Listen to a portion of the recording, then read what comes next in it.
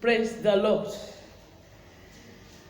Honor and adoration be unto our living God, who spared our life to see the first Sunday of the month of July, the second half of year 2021.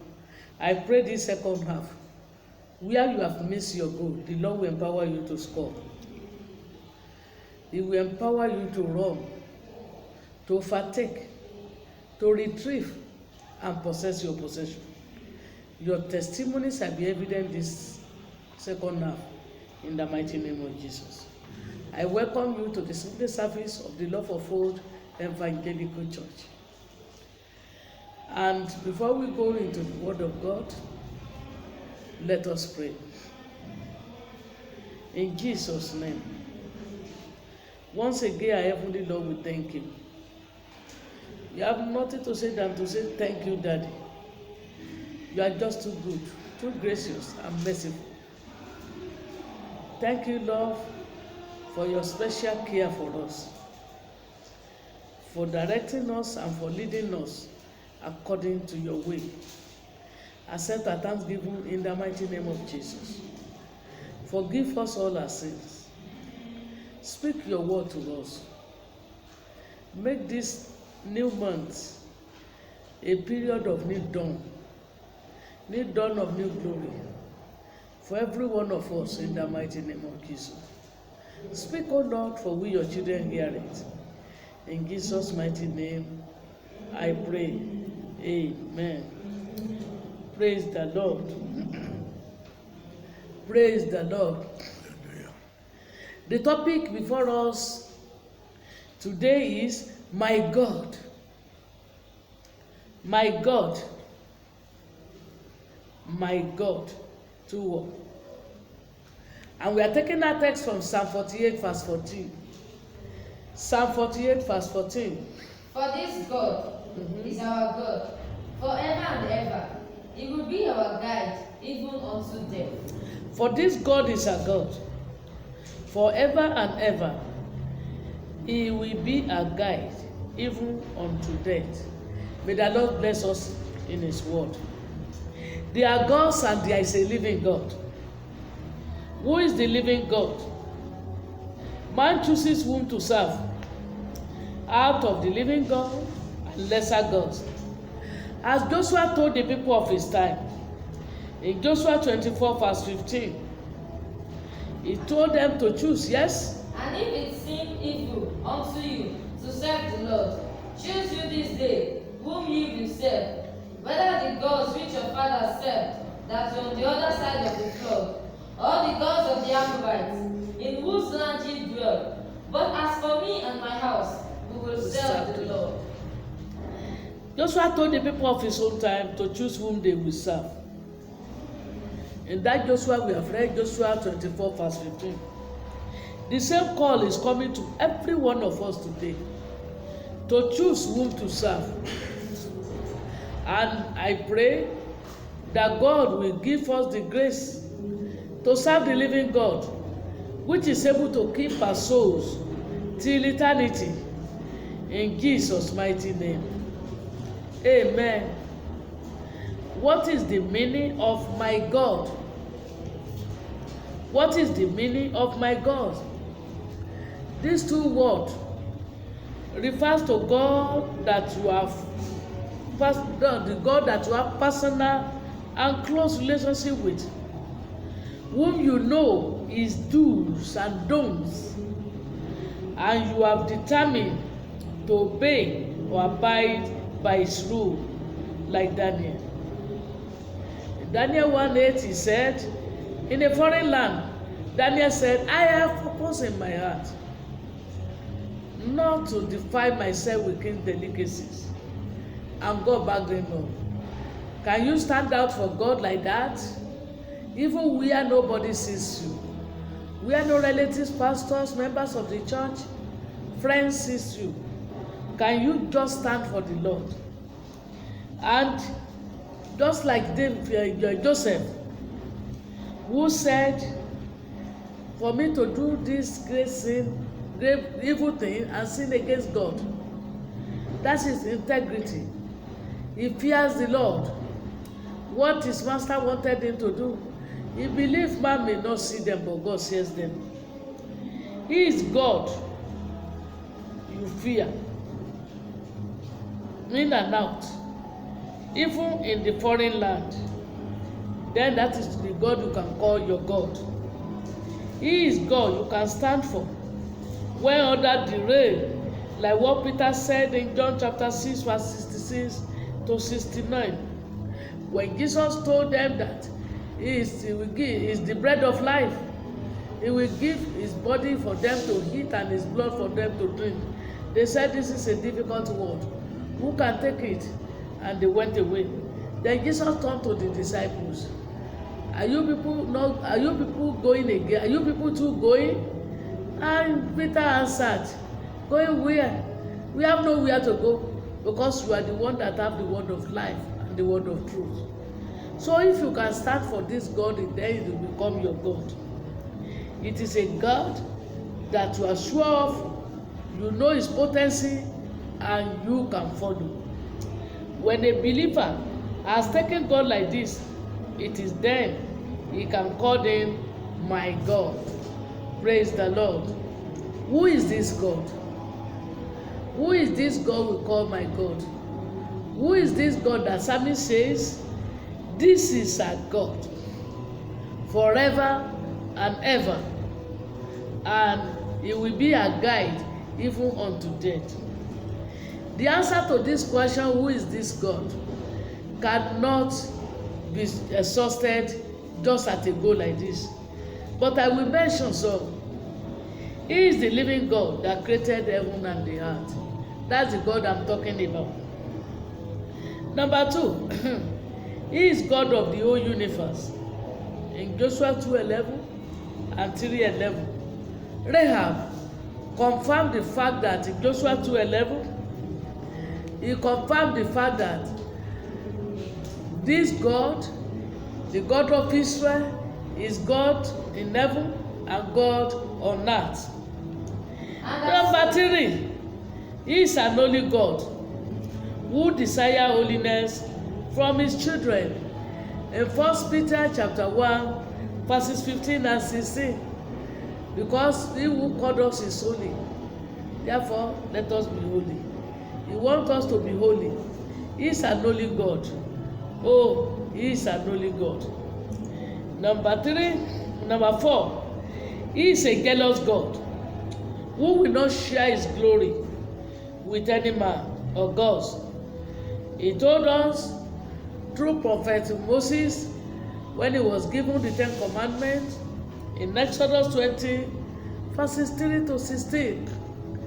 Thou shalt not have other God before me. Yes, because he's a jealous God. In Exodus 20, 3 to 16.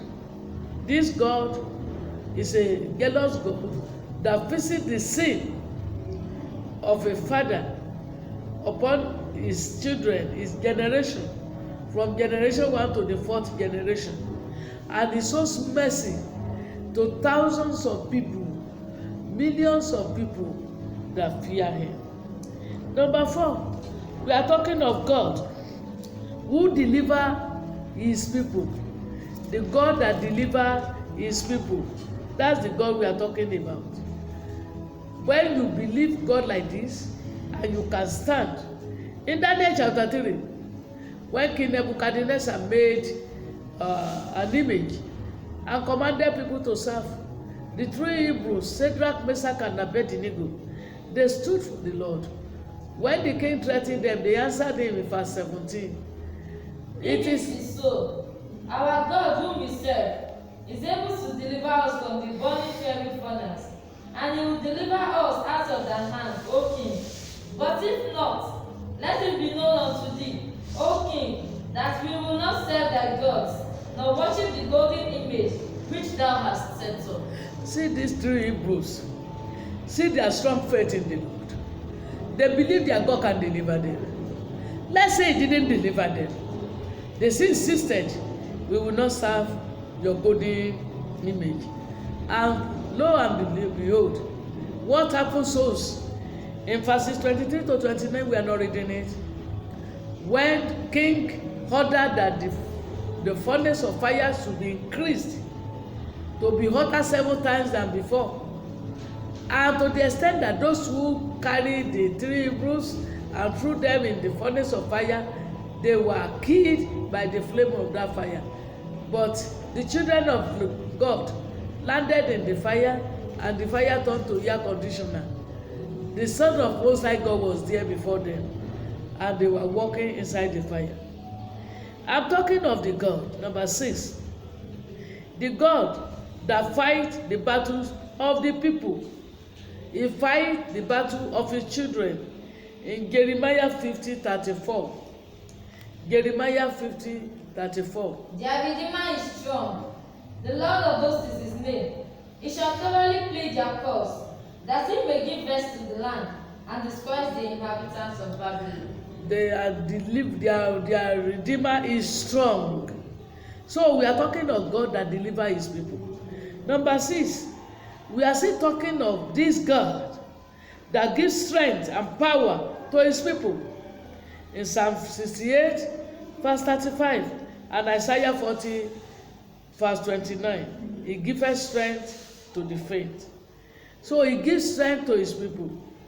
Number 7, I'm talking of God, who is almighty and perfect God.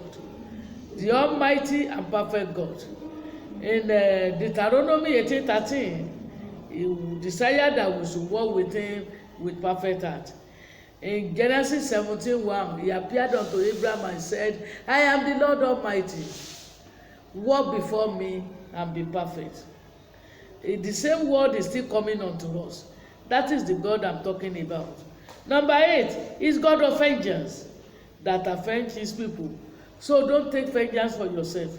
When you get to Romans chapter 12, verse 19, Deuteronomy 32:35, God declared himself as God of vengeance. Number 9 is a consuming fire to the children of disobedience, a blessing, fortress, refuge to those who obey him. I'm talking of who this God is. Who is this God? That is the God we are talking about. Number 10, he is unstoppable and unchangeable God. Oh, the book of Daniel chapter 2 verse 21 says, he changes time and season. He is the one that enthroned and dethroned the kings. Then, he is the one that nobody can stop. In Isaiah 43 verse 13, Isaiah 43:13. Yea. Yes. Before the day was, I am here. And there is none that can deliver out no of my one hand. that can deliver out of my hand. I will walk. I will walk. And who shall let it? Who shall let it? Who shall stand against it? That's the Lord we are talking. Number 11, he is God that can never forget or forsake his people. In Isaiah 49:15 and 16, can a woman forget the child of her womb and her suckling babies? Yes, she may forget, but I will not forget you. I will never forget you. Then he said in verse 16, I have engraven your name in my palm, and on continual basis I'm bringing your fortress before me.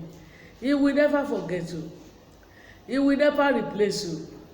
The disc about you, or the file about you, cannot be, the data about you cannot be put in another man's disk, because he's your God and he knows you in and out.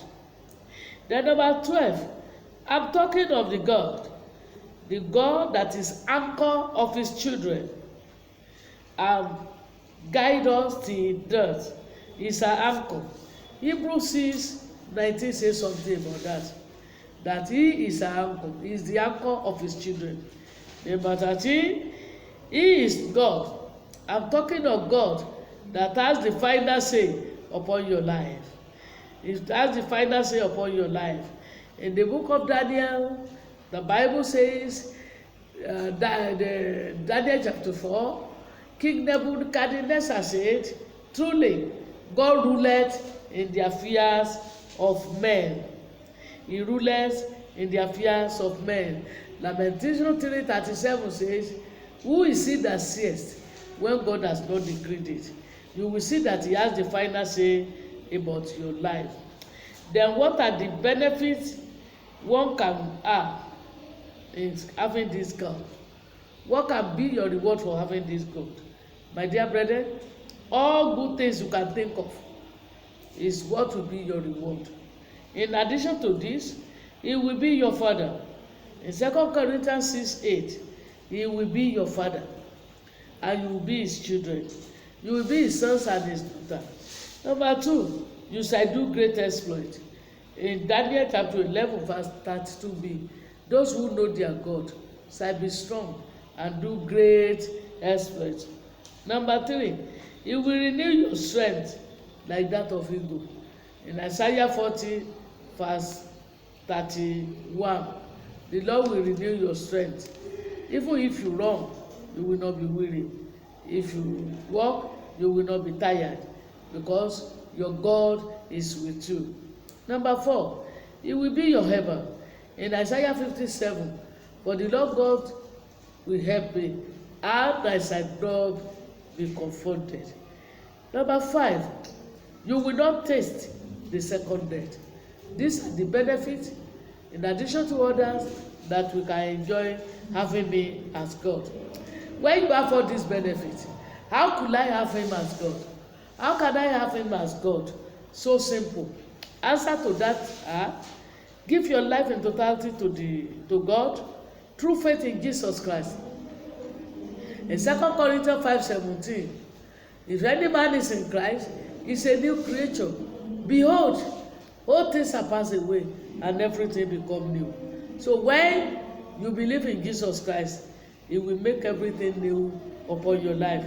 Number 2, separate yourself completely in principle and action from the world. You have to separate yourself from the world, or else you will perish with the world. In 2 Corinthians 6:17, 1 John 2:15-17. Number 3, live an holy life, holy and perfect life, to give room for him to dwell in your life. During Joshua's time in Joshua 3:5, he said unto them, sanctify yourself, because tomorrow the Lord will do wonders in your midst. If you too want God to do wonders in your life, you have to sanctify yourself and live an holy life. You see 1 Samuel 6:20. The Philistines said, who can stand before this holy God? In Matthew 5:48, say, walk before me and be perfect. Be perfect as your God is perfect. Then number 4, you cannot serve God with mammon. It is impossible, impossible. You can't serve God with mammon, but you need to deny yourself, take your cross and follow him. Lastly, number 5, live your life in fear of God. That is 1 Peter chapter 1 verse 17. In conclusion, brethren, do you have this God? Are you so close that you can call him my God? Are you so close with him that you can call him my God? That is why James 4:8 says, draw nigh unto God, and he will draw nigh unto you. Dear brethren, may the Lord bless us in his word. And I pray, as God liveth, the Lord will grant you grace to be closer to God. The Lord will be your God. He will be guiding you. He will be instructing you. He will see you through the journey of life. You will not miss it. You will not get lost in the wilderness of life. In the ocean of life, you will not lose your soul. You will get there to your promised land. And at the end, you will have portion in that house that he has prepared for us.